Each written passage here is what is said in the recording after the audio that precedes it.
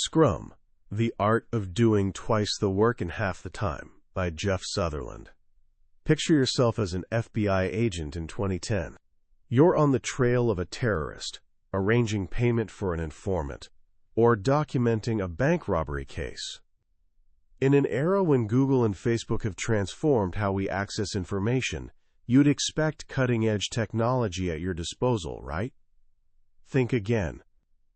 Here's what you'd actually be doing: typing up a document, hitting print, and watching 3 copies emerge from the printer. The first copy gets shuttled up the management chain for approval. The second stays filed locally as insurance against the first getting lost. And the third? You'd pull out an actual red pen and circle keywords by hand, so someone could manually type them into a massive mainframe computer that was considered innovative back when shoulder pads were in fashion. This wasn't some dystopian fiction. This was the day-to-day reality at the Federal Bureau of Investigation. This antiquated, frustrating system was the exact same one that missed critical connections before 9/11, when vital clues about the attackers sat scattered across different field offices, buried in paper mountains, completely invisible to the agents who desperately needed them. Following that tragedy, the government opened the taxpayer wallet wide to modernize the system. First came the Virtual Case File project, which burned through $170 million and delivered exactly 0 lines of working code before being abandoned. Then its replacement, Sentinel, arrived. Fast forward to 2010. The contractor, Lockheed Martin, had already consumed over $400 million, was running a year behind schedule, had completed only half the system, and projected needing another 6 to 8 years, plus an additional $350 million to cross the finish line. It had become one of the most spectacular software failures in history.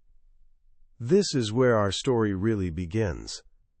The person called in to rescue this seemingly doomed project was Jeff Sutherland.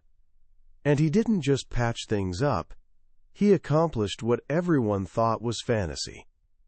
He delivered the most complex remaining portion of the project, with a skeleton crew, in under 1/5 of the projected time, for less than 1/10 of the budget. How did he pull this off? With a system he'd created nearly 2 decades earlier. A system conceived in the cockpit of a fighter jet screaming over Vietnam, refined by studying the inner workings of Toyota's legendary manufacturing plants, and perfected in the fast-moving world of Silicon Valley tech startups. The system is called Scrum. Today we're exploring Jeff Sutherland's revolutionary book, Scrum, The Art of Doing Twice the Work in Half the Time. This isn't just another bestseller that's moved millions of copies. It's a practical manual that has quietly transformed how the modern world operates. The principles you're about to discover power companies like Google, Amazon, and Salesforce. But here's what I really want to promise you. By the time we're done here, you won't just grasp a new approach to managing projects. You'll see work, and possibly your entire life, through a different lens.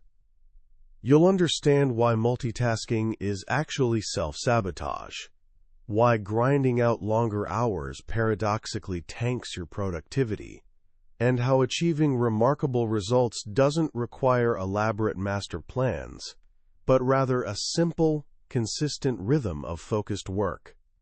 This is about escaping the trap of wasting your precious time on work that doesn't matter, and finally, achieving more than you believed possible. So how did work become such a mess? How did we reach a point where brilliant minds at places like the FBI and Lockheed Martin could spend nearly a decade and hundreds of millions of dollars to produce literally nothing useful? The culprit is a way of thinking that most of us learned was the proper approach to work.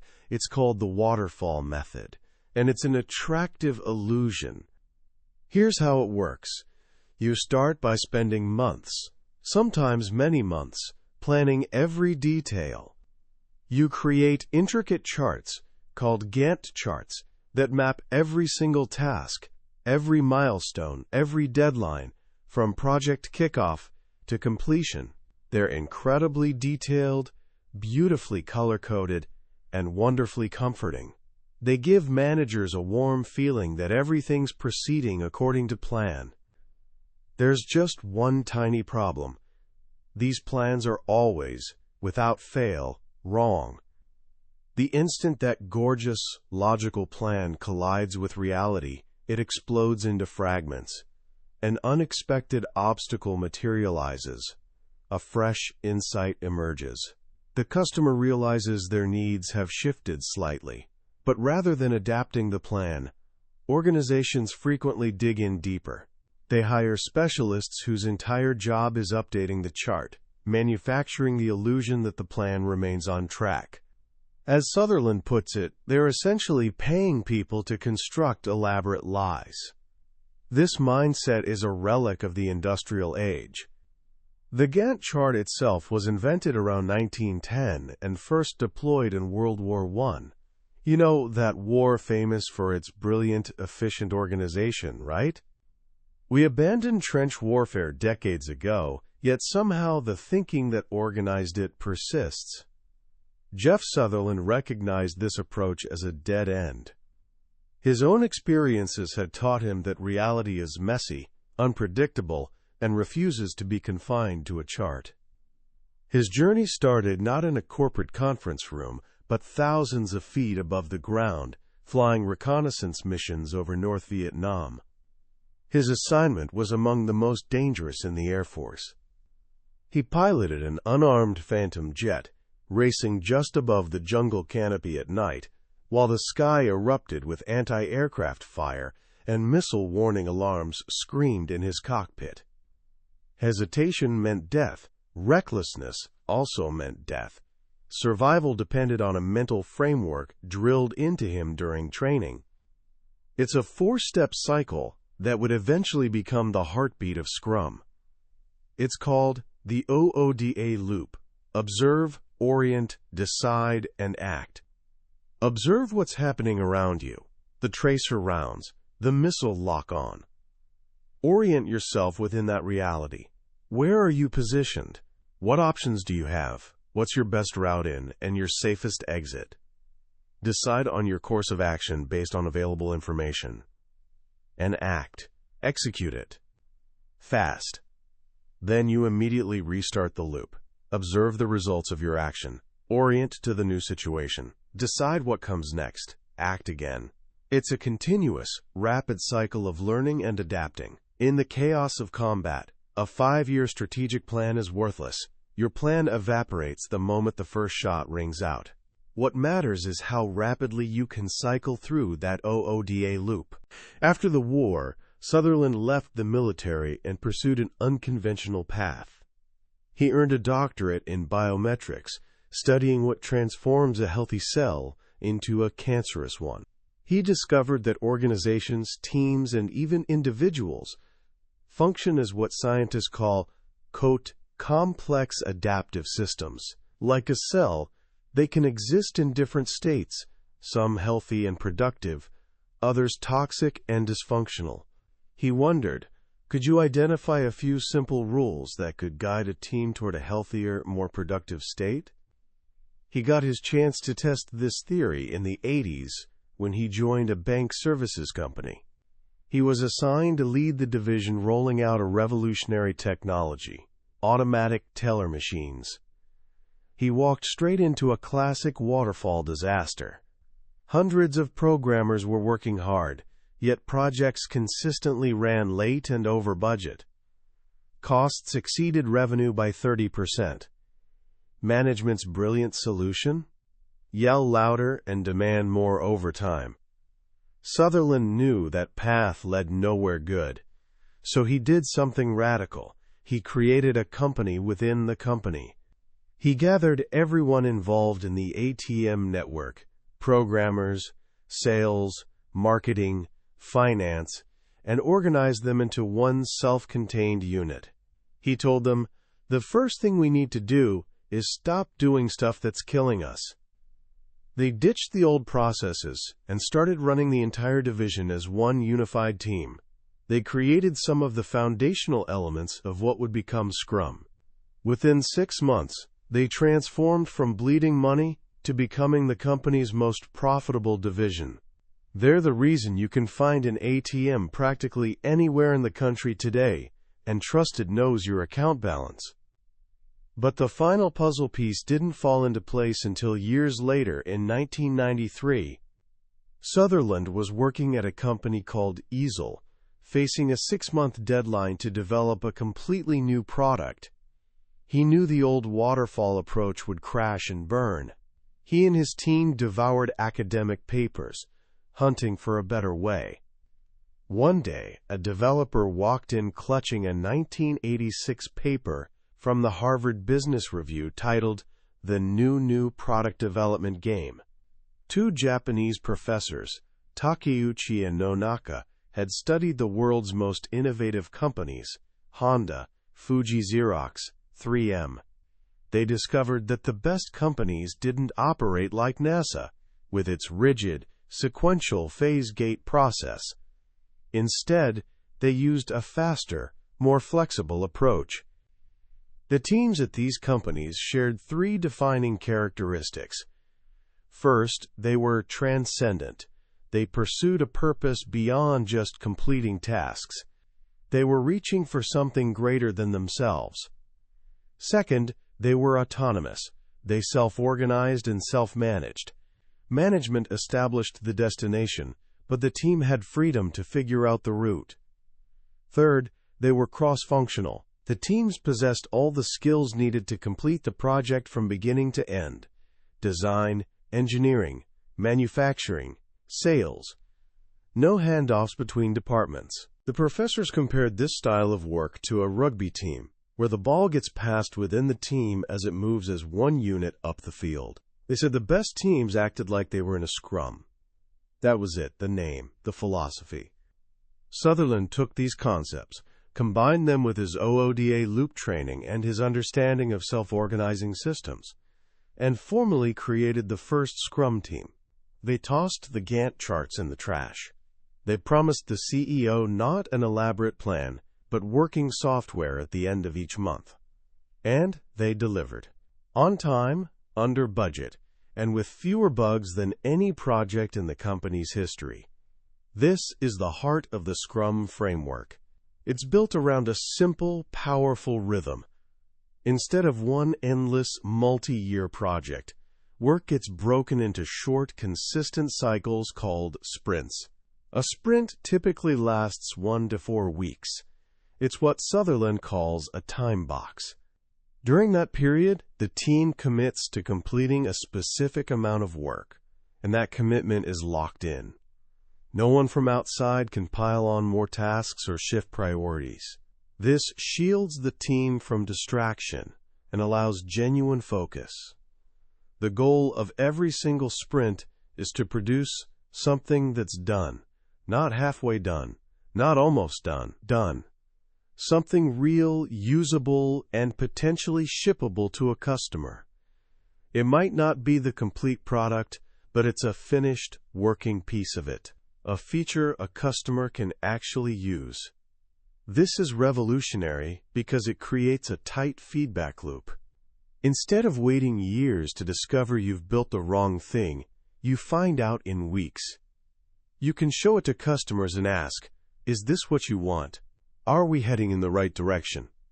And if the answer is no, you haven't wasted years of your life. You've only wasted a few weeks. You inspect and you adapt. The engine driving the sprint is the daily stand-up, or daily scrum.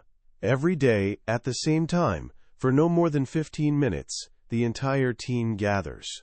Everyone stands to keep the meeting brief and focused, and each person answers 3 simple questions. What did you do yesterday to help the team finish the sprint? What will you do today to help the team finish the sprint? What obstacles are blocking the team's progress? That's it. This isn't reporting to a manager. It's making a commitment to each other. It makes everything transparent. If someone's stuck, the whole team sees it immediately, and can swarm the problem to solve it together. It's like a daily football huddle, where the team quickly strategizes how to advance toward victory. When Sutherland's first team implemented the daily stand-up, their productivity didn't just improve marginally, it quadrupled. They completed 4 weeks of planned work in a single week, a 400% improvement. This leads us to one of the most important and counterintuitive insights in the entire book: the power of teams over individuals.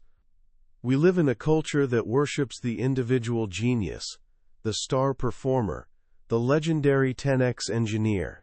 And research does confirm that the best individual performers can be roughly 10 times faster than the slowest ones.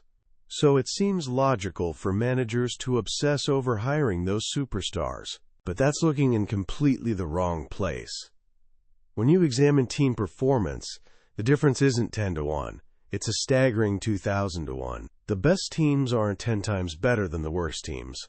They're literally thousands of times better. If the best team could complete a project in 1 week, the worst team would take about 40 years. So where should you focus your energy?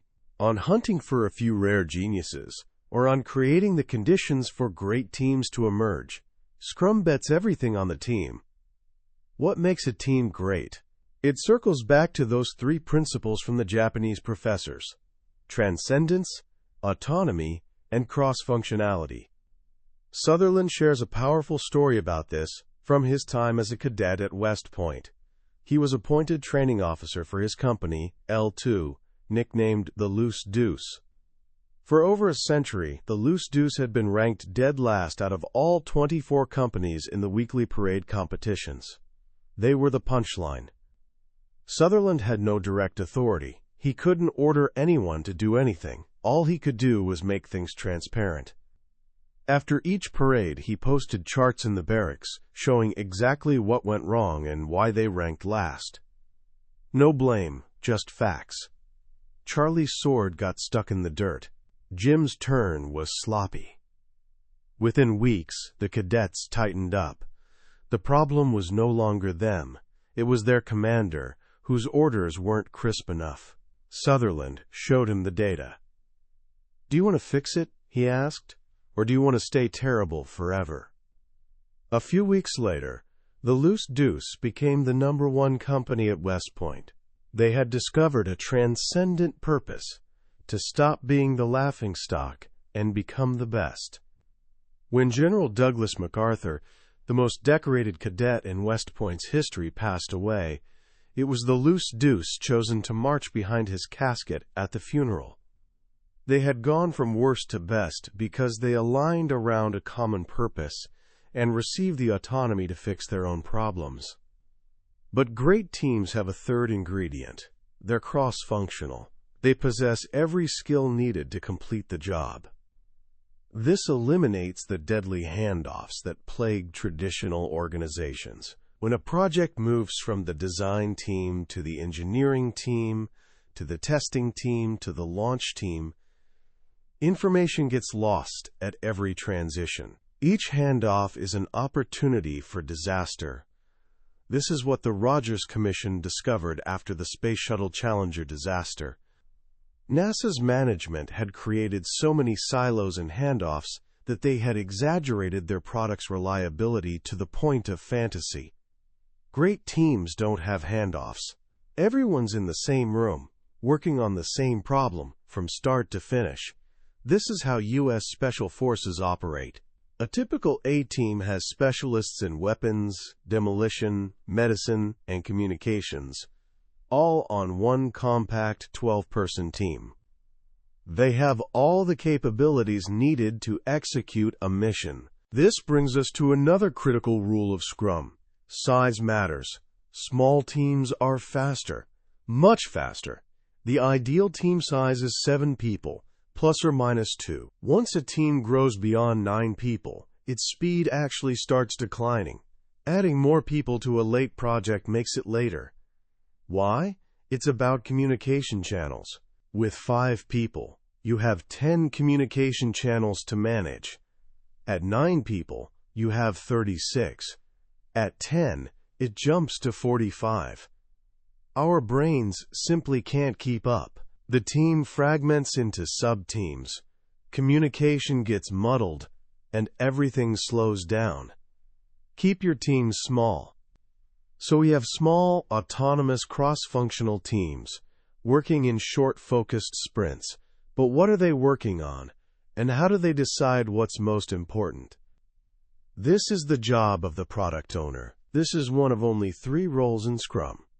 The team, who does the work, the Scrum Master, who coaches the team and removes obstacles, and the product owner. The product owner is the voice of the customer. Their job is to own the product backlog, a single, prioritized list of everything that could possibly be done on the project. They're responsible for what's on that list, and more importantly, for the order it's in. Their goal is to maximize the value the team produces. And this brings us to one of the most powerful economic principles in the world, one that Scrum is designed to exploit, the 80/20ths rule. Decades of research have demonstrated that in almost any product, 80% of the value for customers comes from just 20% of the features. Think about Microsoft Word. It has hundreds of features. How many do you actually use? Maybe 10%? The rest is clutter that someone spent time and money building, but that delivers almost no value. A great product owner's job is to ruthlessly identify that crucial 20% and place it at the very top of the backlog. Do those things first. By the time you've completed that 20%, you've already delivered most of the value. Often, you discover you don't even need the other 80% of features you thought were so critical at the beginning. This creates a radical shift in how we think about planning. The old waterfall way tries to plan everything up front. But at the beginning of a project, you're at the peak of your ignorance. You know less than you'll ever know. Research shows that early estimates can be off by as much as 400%. It's complete fantasy. Scrum embraces this uncertainty. It says, don't guess. Instead, use the sprints to learn. The team's speed, or velocity, measures how many points of work they can complete in a sprint. Once you know your team's actual, measured velocity, you don't have to guess when you'll finish. You can look at the remaining points in the backlog and calculate it with remarkable accuracy. This brings us back to the FBI. When Jeff Sutherland and his team took over the failing Sentinel project, the first thing they did was throw out thousands of pages of documentation. They had everyone cut out the actual requirements and tape them to the wall as sticky notes.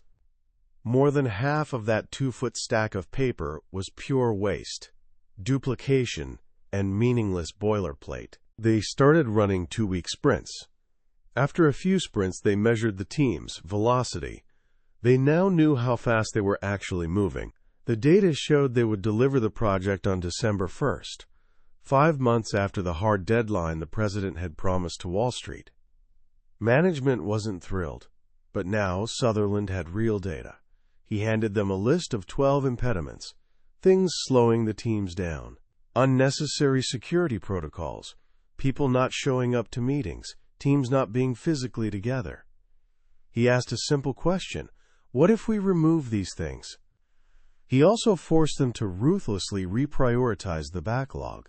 Every single task, he told them, has to fight for its life. They cut features that weren't absolutely essential for the first release. By eliminating waste and focusing only on what delivered the most value, they met the deadline. They delivered a system that had failed for a decade, and they did it on time and on budget. This exposes the greatest source of waste in our work lives, the thing that kills our productivity and our spirit more than anything else: multitasking. Our culture celebrates the superjuggler, the person who can balance 5 projects simultaneously. Job descriptions demand it, but the science is crystal clear. Multitasking is a lie. What you're actually doing is switch tasking, and every time you switch, you pay a tax. It's called context switching. If you're working on one project, you have 100% of your productive time available. If you try juggling two projects, you lose 20% of your time just to the friction of switching between them. At 3 projects, you lose 40%. At 5 projects, you lose a staggering 75% of your time to waste. 3/4 of your day is flushed down the toilet, producing nothing. Working on one thing at a time is always faster. Always. Sutherland shows a chart where a team trying to do 3 projects simultaneously finishes at the end of July. The same team, doing the exact same projects one at a time, sequentially, finishes at the beginning of May. Just by focusing, they cut the time nearly in half. This leads to another form of waste, working too hard. Scott Maxwell, the venture capitalist who brought Scrum into his firm, discovered that productivity peaks at a little less than 40 hours a week. After that, you start making mistakes, you get tired, you make bad decisions. Those mistakes create rework, which takes even more time to fix. Working nights and weekends doesn't make you a hero, it makes you less effective. As Maxwell tells his people, "It's not because I want you to have a balanced life. It's because you'll get more stuff done." This is all tied to a final, crucial element of Scrum happiness. This might sound soft and fuzzy, but Sutherland treats it as a hard metric. Happy people are more successful. The research is overwhelming. They're not successful because they're happy. They're happy, and that causes them to be successful. Happy people sell more, are more creative, and are more productive. So how do you create happiness? By giving people what makes great teams great: autonomy, mastery, and purpose. The freedom to control your own destiny. The feeling that you're improving at what you do, and the knowledge that your work serves a purpose greater than yourself. Scrum is designed to deliver all 3, but it also measures happiness directly. At the end of each sprint, during a meeting called the retrospective, the team asks what went well, what could have gone better, and what one thing they can change to be happier in the next sprint. That one improvement becomes the most important thing to accomplish in the next cycle. Sutherland has found that happiness is a forward-looking indicator. When a team's happiness starts dropping, their productivity will follow a few weeks later. It's an early warning system that something's wrong. Scrum isn't just a way to work, it's a way to live. We see this in the final, inspiring stories of the book. In the Netherlands, a chemistry teacher named Willy Wijnens was frustrated with a school system that bored students. He implemented EDU Scrum in his classroom. Students form their own teams, create their own backlogs of what they need to learn, and teach each other. The teacher becomes a coach, a Scrum master, who removes obstacles. The results? Test scores immediately jumped by more than 10%, and students who were previously disengaged became leaders. In Uganda, one of the poorest countries on earth, the Grameen Foundation uses Scrum to help rural farmers. They built an app that provides farmers with agricultural advice and real-time market prices from towns that are days away on foot. One woman reported that this information allowed her to double her crop yield, and by negotiating better with middlemen, double her prices. Double the output. Double the profit for the same amount of work. That is Scrum in action. The ultimate expression of this philosophy can be seen at Valve, the video game company behind blockbusters like Half-Life and Portal. Valve is a company with no managers. None. New employees receive a handbook that says, "Welcome to Flatland." Projects start when an employee decides to start one. They form a team by persuading their peers to join them. Desks have wheels so teams can form and dissolve organically. They decide what to build, and they decide when to ship it. It sounds like chaos, but it's a state of highly organized, self-correcting flow. It is the RI state of Scrum, where the rules are so deeply embodied that they disappear, leaving only the principles of trust, transparency, and a relentless focus on delivering value to the customer. This is the promise of Scrum. It's not about sticky notes and meetings. It's a framework for uncovering the waste, the frustration, and the systemic foolishness that holds us back. It's about creating a rhythm where teams can achieve a state of effortless flow, where they can be happy, and where they can deliver greatness. It is, in the end, a practical way to change the world. When you finish a book like Scrum, you realize it's not really about project management at all. It's about human nature. It's a book about how we thrive, how we get bogged down, and what it takes to unlock our own potential.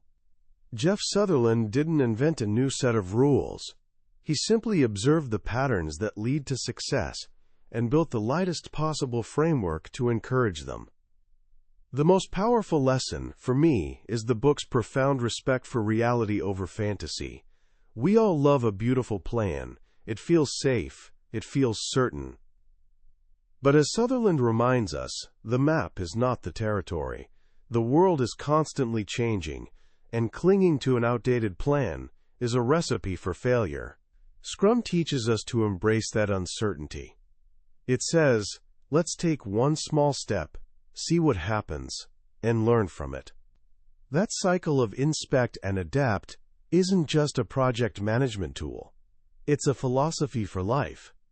It replaces fear of the unknown with a curiosity to learn. The second idea that truly sticks with you is the rejection of the hero narrative. So many workplaces run on heroic effort. Someone stays up all night to save a failing project, and they're celebrated. Sutherland argues this is a sign of a broken system. A team that needs constant heroics is a team that's poorly planned and headed for burnout. Greatness doesn't come from dramatic last-minute saves. It comes from a sustainable, steady pace. It's the tortoise, not the hare. It's the team that improves by 1% every single day and lets that improvement compound into something extraordinary.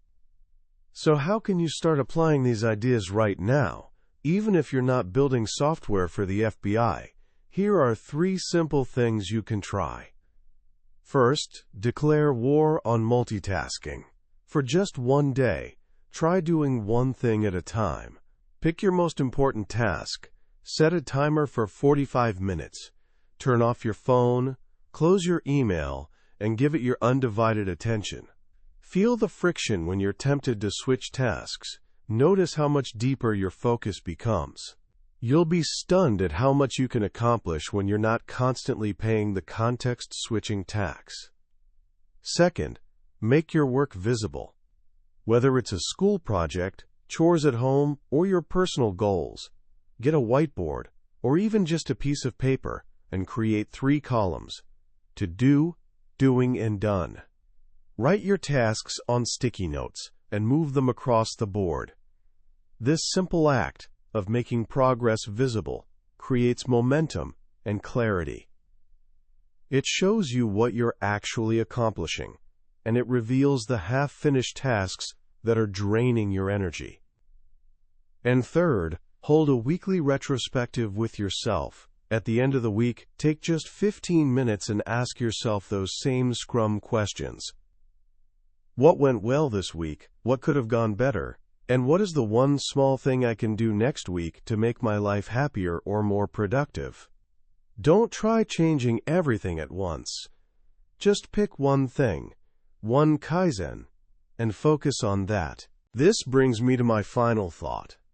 We live in a world that often feels impossibly complex and resistant to change. It's easy to become cynical and believe that things are just the way they are. What this book offers is a powerful antidote to that cynicism. It is a practical, actionable blueprint for making things better. Not by wishing, but by doing. By taking small, deliberate steps, repeated over and over, you can create incredible change. That was a summary of Scrum, The Art of Doing Twice the Work in Half the Time, by Jeff Sutherland. We've touched on the core ideas today, but a summary is like looking at a photograph of a mountain. Reading the book is like making the climb yourself. It's in the detailed stories, the subtle insights, and the deep dives into the why behind the what that the real transformation occurs. This summary is your map, designed to show you if this is a journey worth taking. If anything we've discussed today has sparked your curiosity or resonated with a frustration you felt, I truly encourage you to pick up a copy. Reading it isn't just about learning a new methodology. It's an investment in a more productive, more meaningful, and ultimately happier way of working and living.